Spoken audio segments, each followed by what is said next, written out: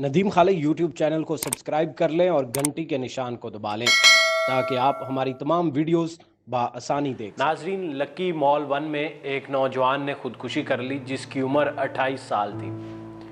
ये खबर वैसे भी दिल के बहुत करीब है उन तमाम नौजवानों के जिन्होंने मेहनत की और मेहनत के साथ आज कुछ ना कुछ कमा रहे हैं। वो एक मुश्किल मरहले में से लाजमी गुजरते हैं हमारे जैसे मुल्कों के अंदर, जहाँ पर रोज़गार के मौके इतने ज़्यादा मुयस्सर नहीं होते। लेकिन बहुत सारे लोग ऐसे भी होते हैं, बहुत सारे नौजवान ऐसे भी होते हैं जो कि दिल बर्दाश्ता हो जाते हैं और ख़ुदकुशी करने पर मजबूर हो जाते हैं। ये एक ऐसा ही वाक़या है एक ऐसे लड़के का जिसकी उम्र 28 साल है, जिसका नाम ज़ुहैर है। उसके वालिद कई साल पहले फ़ौत हो चुके थे। 3 वो भाई थे, 2 कुछ ना कुछ कमा रहे थे। ये मुसलसल बेरोज़गार था और इसी वजह से इसने मजबूर होके एक लक्की मॉल 1 राशिद मिनास रोड पर जो लक्की मॉल है 1, उसके अंदर जाके तीसरी मंजिल से छलांग लगा के सर के बल ये फर्श पर सीधा आके लगा और मौके पर ही इसकी मौत वाक़ई हो गई।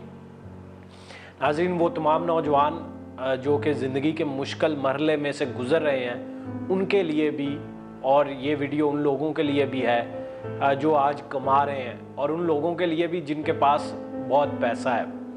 हमारे मुआशरे के अंदर कुछ लोग इस कदर गरीब हैं कि वो 2 वक्त की रोटी भी उनके लिए पूरी करना मुश्किल है। इसलिए वो इस तरह की और जॉब्स करते हैं जहाँ पर उनके पास आखिर में महीने में कभी तनख्वाहें नहीं मिलती, कभी बिल्कुल जो है वो उनका गुज़र बसर बड़ा मुश्किल होता है। और हमारे माशरे में ऐसे लोगों के साथ जो वो एक सोसाइटी का एक होता है, उस सोसाइटी का ताल्लुक़ भी उस तरह का नहीं होता कि सोसाइटी के साथ वो इस तरह अपने मसाइल डिस्कस कर रहे हों। ये BS ऑनर इस लड़के ने किया हुआ था। ज़ुहैर नाम था इसका, हाशिम का बेटा, सन ऑफ हाशिम। और जो वाले साहब हैं इसके, वो कई साल पहले फ़ौत हो चुके हैं। इस पर बहुत सारे लोग इस वक्त ट्विटर पर ये टॉप ट्रेंड है और बहुत सारे लोग इस पर अपनी राय का इजहार कर रहे हैं और अफसोस का इजहार कर रहे हैं कि कैसा खूबसूरत नौजवान जिसने ये ख़ुदकुशी कर ली, वो इस कदर रोज़गार ना मिलने की वजह से परेशान था, मजबूर था कि वो इस कदम उठाने पर मजबूर हो गया। एक ऐसा कदम जो कि एक्सट्रीम है, जिसके बाद इंसान जो है वो इस दुनिया पर नहीं रहता, बचने के चांसेस भी नहीं होते, बड़ा मुश्किल होता है। लेकिन कोई किस कदर मजबूर होगा कि वो ये फ़ैसला कर ले और जाकर ख़ुदकुशी कर ले। तो नाज़रीन, इसलिए ये वीडियो जो है ये तो एक वाक़या है, एक स्टोरी सामने आई है। दूसरी तरफ आप देखें कि किसी की तो ये ज़िम्मेदारी होगी कि कैसे उसके हुक्मरान होंगे उस मुल्क के जहाँ पर लोग, नौजवान ख़ुदकुशियाँ कर रहे होंगे और उनको कुछ पता नहीं होगा। एक तरफ बिलावल साहब की बेतहाशा दौलत का आपको पता है, जो सिंध के वडेरे हैं उनका आपको पता है, कराची में बेतहाशा अरब खरबपति लोग हैं उनका भी आपको पता है। और दूसरी जानिब ऐसे गरीब लोग भी हैं जिनके लिए 2 वक्त की रोटी एक मसला है और उनका कोई नहीं सोचता। लेकिन जब वो ख़बरों में आ जाते हैं, ख़बरों की जब वो सुर्खियां बन जाते हैं, तो उस वक्त सभी थोड़ा सा दुख का इजहार करते हैं। उसके बाद एक फिर खामोशी का एक सिलसिला शुरू होता है और उसके बाद किसी की कोई फ़िक्र नहीं होती। ख़बरों की हद तक बड़ा अफसोस होता है लोगों को। फ़हीम मुग़ल की ख़ुदकुशी, 4 बच्चों का जो है वो बाप था, मीडिया से निकाला गया नौकरी का, उसके बाद उसने ख़ुदकुशी कर ली, उसके बाद ये नौजवान ख़ुदकुशी कर रहा है। तो आखिर इसका कोई ना कोई तो हल होगा। सबसे पहले वो नौजवान जो बेरोज़गार हैं, आप नौकरी के लिए अपनी जान मत लें, खुदा का वास्ता।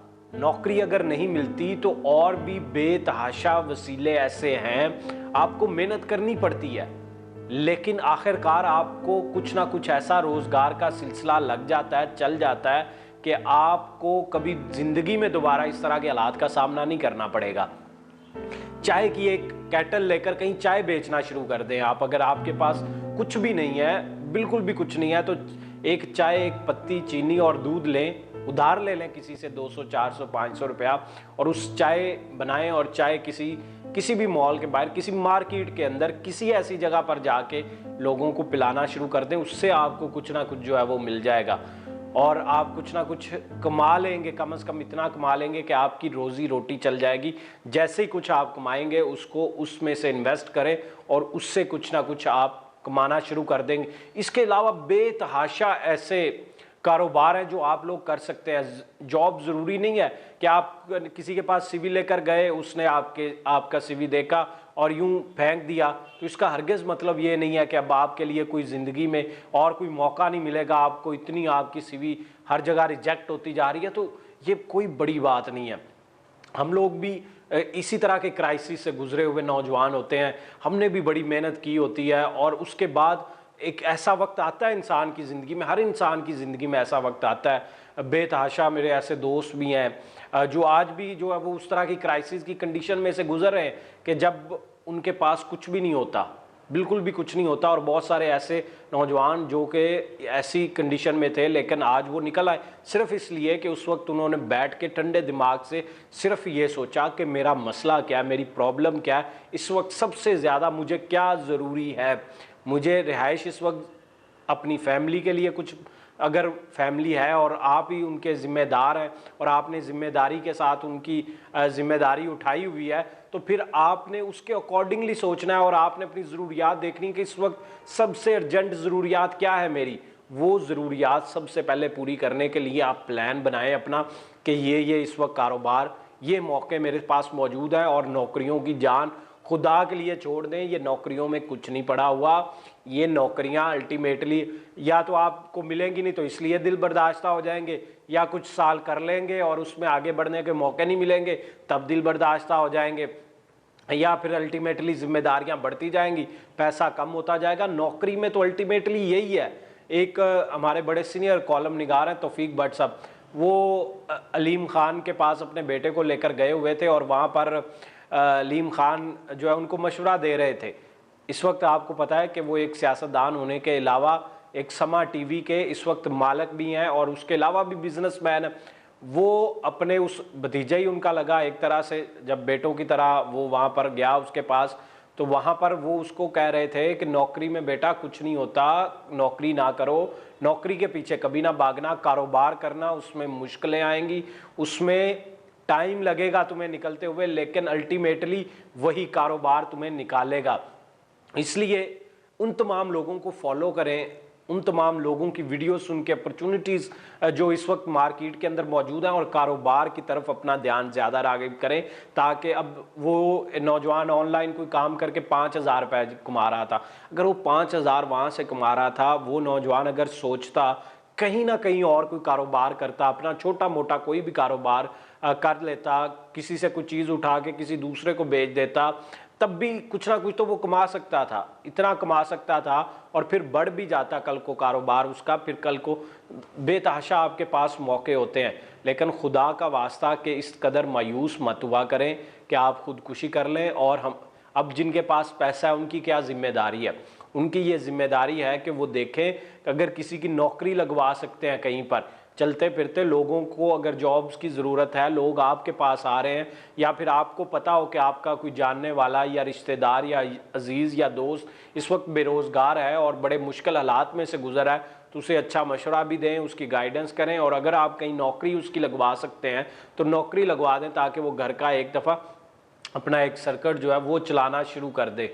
और वो तमाम लोग जिनके पास जॉब देने की सलाहियत है, खुदारा वो जब भी किसी बंदे की एलिजिबिलिटी चेक कर रहे होते हैं तो उसकी सीवी जब देख रहे होते हैं, तो वो ऐसे लोगों को मौका देने की तो कम से कम ये तो वो ट्राई कर सकते हैं कि ऐसे लोगों को मौका दे दिया जाए जो ज़्यादा नीडी हो, ताकि वो ज़्यादा अच्छी परफॉर्मेंस उनको देंगे। मौके पर उनके पास उतना नॉलेज या उतनी कंपैटिबिलिटी नहीं होती, लेकिन अगर आप उनको मौका दे दें तो वो ज़्यादा अच्छा परफॉर्म कर लेते हैं। इसलिए ख़ास ख्याल रखा करें ऐसे लोगों का।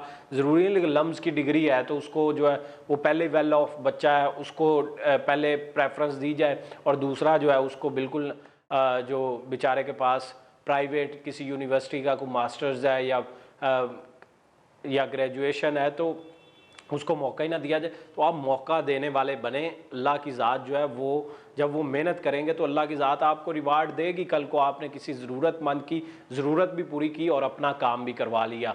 तो इसलिए बेतहाशा मौके मौजूद होते हैं। अगर किसी ऐसे बंदे को जिसको बिल्कुल ही जॉब ना मिल रही हो और बिल्कुल मायूस हो जाए, हमारा एक नंबर भी इस वक्त जो है वो दिया हुआ है नीचे डिस्क्रिप्शन पे, मशवरा कर लें, हमारे साथ मशवरा कर लें, मेरी टीम के साथ मशवरा कर लें, वो आपको गाइड ज़रूर करेगी। और कोशिश करते हैं ये इस स्टोरी के बाद, और चूँकि हमने ख़ुद भी मैंने 5 साल 6 साल नौकरियों में गुजारे हैं, तो मुझे अंदाज़ा है इस चीज़ का कि नौकरियां जब बंदा ढूंढ रहा होता है, जब रिजेक्ट हो रहा होता है, तो कितना मुश्किल ये मरहला होता है। बहुत दफ़ा इंसान दिल बर्दाश्ता हो जाता है, लेकिन नौकरी इतनी करने के बाद भी रिज़ल्ट यही निकाला कि कभी भी नौकरी जो है वो इस कदर मुफीद आपके लिए कभी साबित हो ही नहीं सकती। इसलिए नौजवानों को ये मशवरा है, एक ऐसे शख्स, एक ऐसे नौजवान की तरफ से जो मुश्किल हालात में से भी गुजरा है, जिसने ये तमाम चीज़ें देखी भी हैं। उम्मीद करते हैं जो है वो हमारे जो इसमें से लेसन्स है इस स्टोरी में से, उस पर कोई लोग अमल करेंगे और एक दूसरे की मदद भी करेंगे, और जो बेरोज़गार हैं उनकी मदद करें। अगर कोई दिमागी तौर पर परेशान है तो उसका भी लाजमी ख्याल रखें। इसी के साथ मुझे दें इजाज़त। अल्लाह निगहबान।